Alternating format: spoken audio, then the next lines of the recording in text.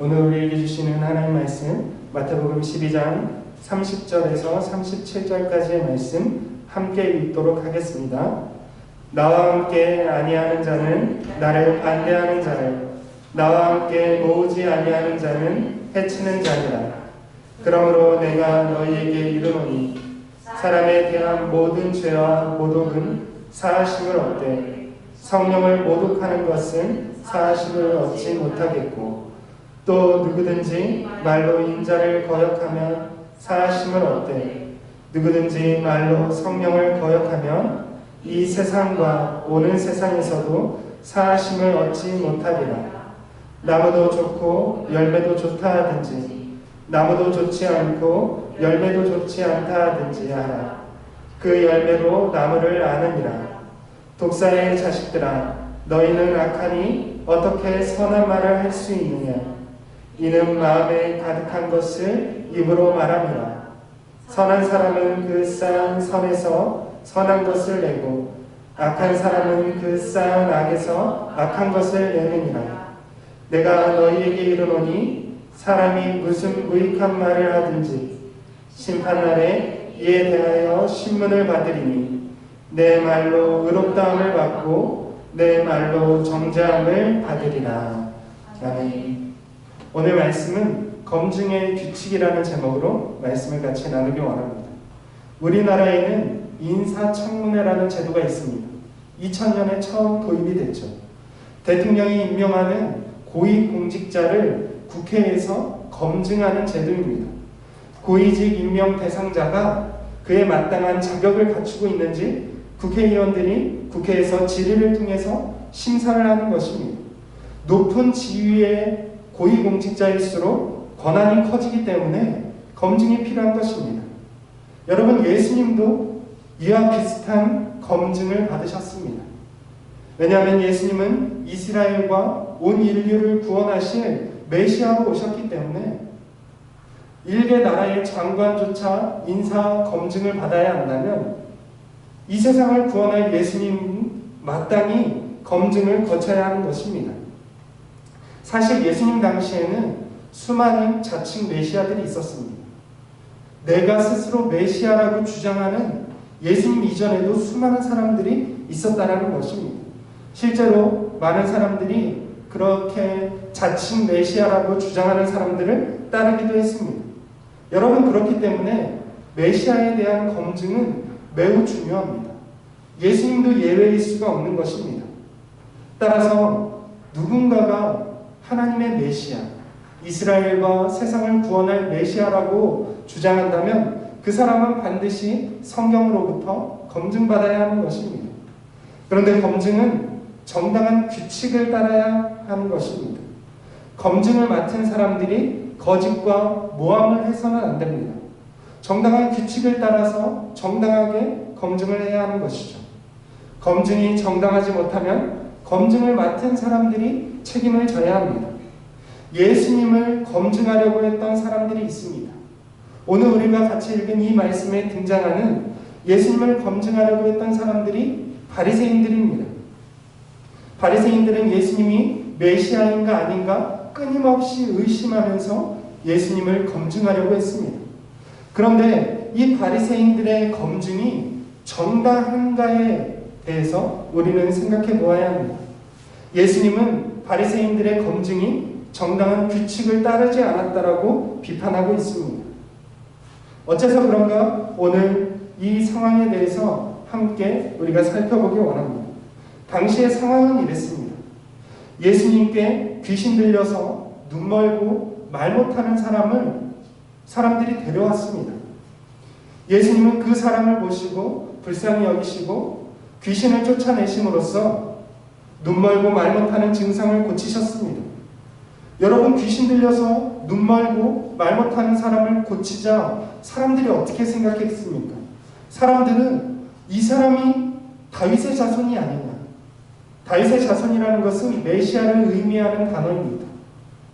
이 사람이 약속된 메시아가 아니냐. 사람들이 이렇게 생각했습니다. 그러자 바리새인들은 예수님이 메시아가 아니라 귀신의 왕 바알세불을 힘입어서 귀신을 쫓아낸다고 매도했습니다. 바리새인들은 예수님의 귀신을 쫓아내시는 기적을 마귀의 일로 평가한 것입니다. 예수님이 귀신의 왕 바알세불의 지배를 받아서 귀신을 쫓아냈다라고 말한 것입니다. 여러분, 이것이 바로 바리새인들의 크나큰 문제요, 죄입니다. 규칙을 따르지 않은 검증이었습니다. 예수님은 바리새인들을 향해서 신랄하게 비판하고 있습니다. 예수님의 비판이 무엇입니까? 예수님은 자기를 비난했다고 해서 비판하는 것이 아닙니다. 그들이 검증의 규칙을 따르지 않았다라고 예수님이 비판하는 것입니다. 여러분, 바리새인들의 검증에는 일관성이 없습니다. 33절 말씀은 검증의 규칙을 예수님이 말씀하고 있는 것입니다. 우리 33절 말씀을 한번 같이 읽어보도록 하겠습니다. 시작. 나무도 좋고 열매도 좋다 하든지 나무도 좋지 않고 열매도 좋지 않다 하든지 알아. 그 열매로 나무를 아느니라. 여러분, 검증의 규칙이 있습니다. 이 사람이 메시아인가 아닌가, 이 사람이 정말 하나님의 아들인가 아닌가 검증하는 규칙이 무엇입니까? 나무와 열매를 같이 평가하는 것입니다. 그것이 무엇입니까? 나무나 열매나 둘 다 좋다고 하든지 나무나 열매나 둘 다 나쁘다고 하든지 그렇게 평가를 해야 한다는 것이죠. 여러분, 나무와 열매는 하나입니다. 나무와 열매가 분리되어서 자랄 수가 없는 것이죠. 좋은 나무는 좋은 열매를 맺습니다. 나쁜 나무는 나쁜 열매를 맺는 것이죠. 좋은 나무가 나쁜 열매를 맺을 수 없고 나쁜 나무가 좋은 열매를 맺을 수도 없습니다. 나무와 열매는 동일하게 평가를 해야 하는 것입니다. 예수님이 바로 그것을 지적하고 있습니다. 예수님이 하신 일이 무엇입니까? 예수님은 귀신을 쫓아내고 눈 멀고 또 듣지 못하는 것을 고치셨습니다. 이것은 의심할 여지 없이 좋은 것, 선한 일입니다. 그렇다면 당연히 이 일을 행한 사람, 예수님에 대하여서 선한 사람, 좋은 사람으로 평가해야 하는 것이 맞습니다. 그런데 바리새인들의 평가는 어땠습니까? 바리새인들은 예수님께서 귀신을 쫓아낸 것은 좋은 일이라고 하면서 쫓아내신 예수님은 나쁘다라고 이야기한 것입니다. 열매와 나무를 정반대로 평가한 것입니다. 이것이 정당하지 못하다라고 예수님이 지적하고 있는 것입니다. 여러분, 예수님을 통해서 나타난 일, 그 열매로서 예수님을 검증해야 합니다. 우리가 예수님이 누구신가 어떻게 알 수 있습니까? 예수님의 말과 예수님의 행동을 통해서 드러난 일을 통해서 우리는 예수님이 어떤 분이신지 판단해야 하는 것입니다. 바리새인들은 이 원칙을 따르지 않았습니다. 예수님을 통해서 드러난 일, 그것은 부인할 수가 없었습니다. 왜냐하면 모든 사람이 보는 앞에서 예수님은 귀신을 쫓아내셨고 질병에 걸린 사람들을 고쳐주셨고 죽은 사람을 살렸기 때문에 이것은 바리새인들도 부인할 수 없었습니다. 그런데 이 명백한 일을 보고도 바리새인들은 어떻게 했습니까? 예수님이 나쁘다라고 평가했습니다. 예수님이 귀신의 왕을 힘입어서 귀신을 쫓아내는 분이라고 평가했다는 것입니다. 바리새인들은 양심을 따르지도 않고 규칙을 따르지도 않고 그저 반대를 위한 반대만을 했다는 것입니다. 여러분, 이에 예수님은 바리새인들의 죄가 용서받을 수 없는 유일한 성령 모독죄라고 선언하고 있습니다. 여러분, 우리가 알기로 우리는 모든 죄는 용서받을 수 있다고 생각합니다. 그런데 예수님께서 유일하게 용서받지 못할 죄가 있다라고 분명히 예수님의 입으로 말씀하셨습니다. 여러분, 용서받지 못할 죄들이 있습니다. 그것이 무엇입니까? 성령을 모독하는 죄입니다. 여러분, 이 죄는 유일한 죄이고 특이한 죄입니다. 오늘날의 성령 모독죄는 제가 볼 때 없다라고 생각해야 합니다. 이 용서받지 못할 성령 모독죄가 무엇입니까? 그것은 바로 바리새인들이 성령의 사역을 귀신의 왕 바알세불의 사역으로 바꾼 것을 가리킵니다. 그러니까 바리새인들의 특정한 죄를 향해서 예수님은 그것이 성령 모독죄다라고 이야기한 것입니다. 예수님이 복음을 전해서 하나님 나라를 여시고 하나님 나라의 복음을 이 땅 가운데 많은 사람들에게 전하심으로써 하나님 나라에 들어가게 할 때에 하나님 나라의 복음이 전파되는 것을 방해하고 성령의 사역을 마귀의 일로서 평가한 바리새인들의 일이 바로 성령을 모독한 용서받지 못할 죄라는 것입니다. 여러분, 바리새인들의 죄가 무엇인지 우리가 한번 생각해 보기 원합니다. 바리새인들은 선과 악, 하나님과 사탄의 영원한 대결에서 결정적으로 무엇을 선택했습니까? 그들은 거짓을 선택했고 악을 선택했고 사탄을 선택했습니다. 바리새인들은 어떻게 했습니까? 악을 선하다고 하고 선을 악하다라고 이야기했습니다. 바리새인들은 분명하게 예수님으로 말미암아 나타난 선한 일, 귀신이 쫓겨나고 질병이 고침받는 일을 알고 있었습니다. 그럼에도 불구하고 선하신 예수님을 악하다라고 말한 것입니다.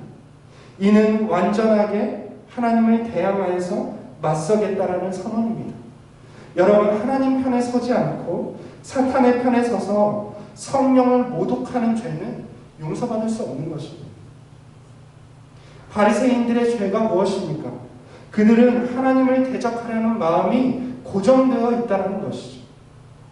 바리새인들의 마음속에는 선이 아니라 악을 선택하는 마음이 가득했다는 것입니다. 그래서 이들의 죄는 용서받을 수 없는 죄라는 것입니다. 여러분, 그러면 어떻게 바리새인들이 용서받지 못할 죄를 저지르게 되었을까요? 여러분, 갑자기 죄를 저지르는 것이 아닙니다.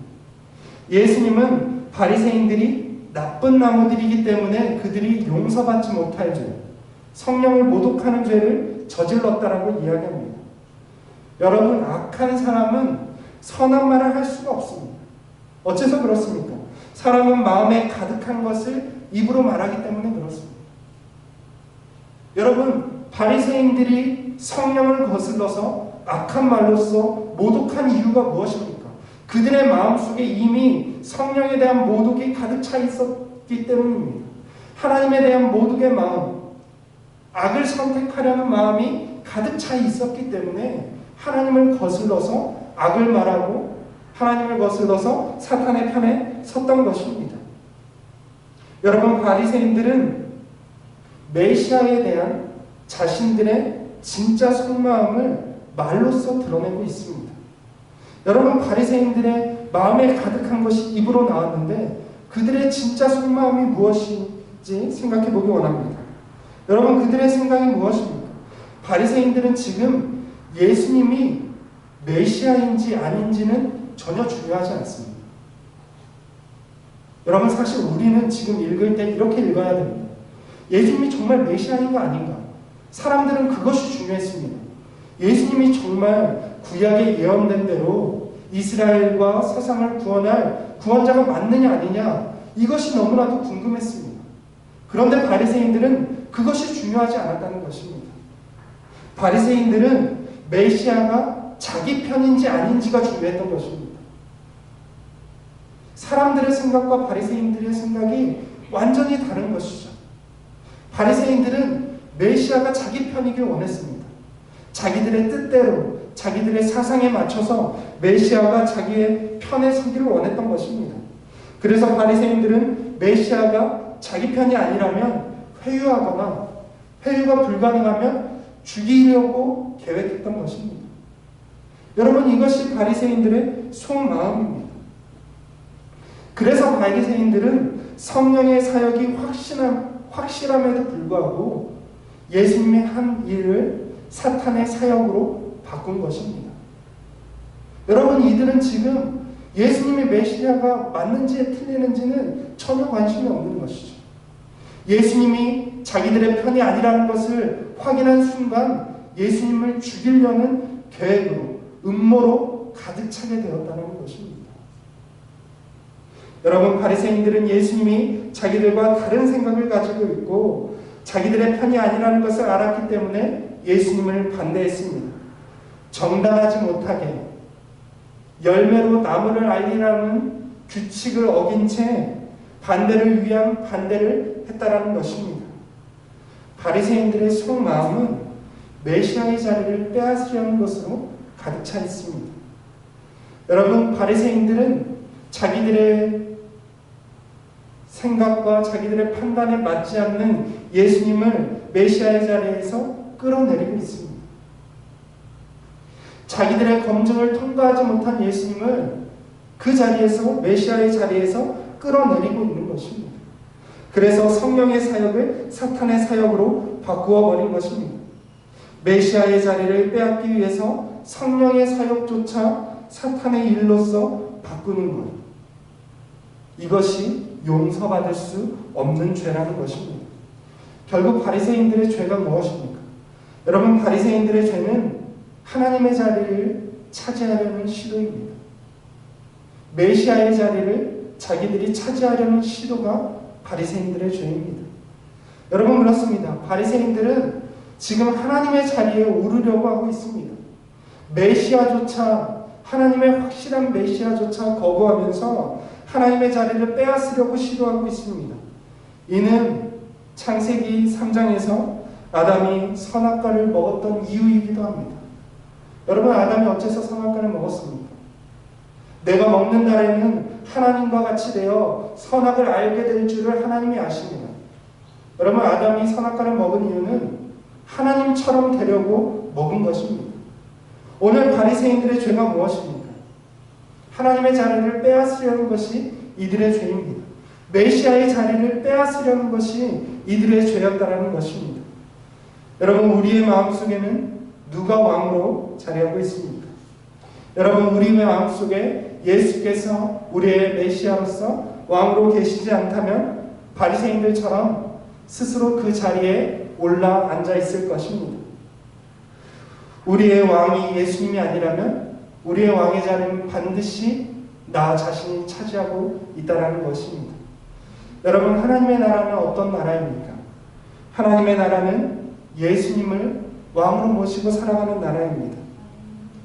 여러분, 예수님을 왕으로 모시기 거부하는 사람은 하나님의 나라에 들어갈 수 없는 것입니다. 바리새인들은 예수님을 메시아로 왕으로 모시길 거부했습니다. 자신들이 그 자리에 앉아 있어야만 했기 때문입니다. 여러분, 우리의 삶 속에서, 우리의 말 속에서 예수님이 왕으로 드러날 수 있기를 원합니다. 나 자신이 왕이 아니라 하나님 나라의 유일한 왕이신 예수님만이 우리의 삶의 왕이 되어주시고 우리의 삶의 주인이 되어주실 수 있기를 주님의 이름으로 축원을 드립니다. 우리가 하나님의 자리를 차지하려 할 때에 우리는 또 다른 바리새인이 될 수밖에 없습니다. 우리가 하나님의 자리를 탐하는 것이 아니라 하나님의 백성으로서 우리의 백성의 자리를 지키고 하나님의 자녀의 자리를 지키며 하나님을 왕으로서 모시며 그분의 사역과 그분의 구원에 감격하고 감사하는 삶을 사시기를 주님의 이름으로 축원을 드립니다.